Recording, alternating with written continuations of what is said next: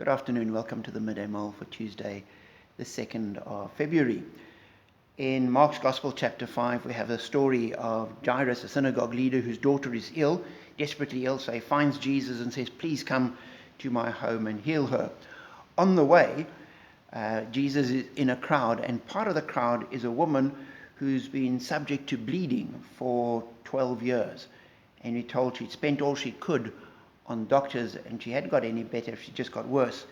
And so she comes up behind Jesus, touches the edge of his cloak, and is healed. Jesus stops and says, "Who touched me?" And the disciples, we're told, said to him, "You see the people crowding against you, and yet you can ask, 'Who touched me?'" So there's this huge crowd, everybody's pressing, everybody's touching everybody else. Clearly it wasn't the time of COVID, because this wouldn't have happened in today's situation. But there they were with this crowd, and Jesus says, no, power went out for me. From verse 32, but Jesus kept looking around to see who'd done it.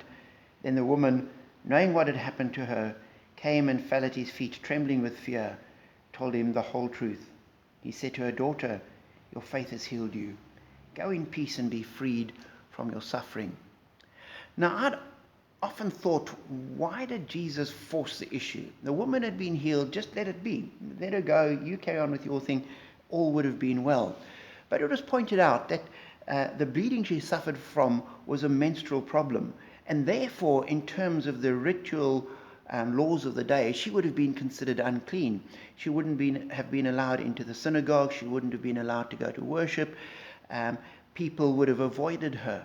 And that would have been going on for 12 years. If she'd just been left healed and Jesus had done nothing, no one would have known about it. Jesus bringing her out, forcing her into the open and saying to her, "Your faith has healed you." The whole community now knows she's been healed. This woman who, for as long as most people could remember, had been this unclean woman to be avoided, was no longer that person. She was a new person. There was a healing. She was restored. And so as he says to her, "Go in peace and be freed from your suffering," I am fairly convinced that he wasn't just talking about her physical suffering. He was talking about her emotional, her social, all the other suffering she'd been through. And we need to remember that Jesus is interested in the whole of us. And as we pray for healing, we don't always have the miracle that this woman had. But we do know that Jesus sees all of our suffering. He sees our whole life. And he's interested in our whole lives. And he's never interested in just dealing with one tiny aspect and leaving the rest alone. He's always interested in freeing us from all our suffering.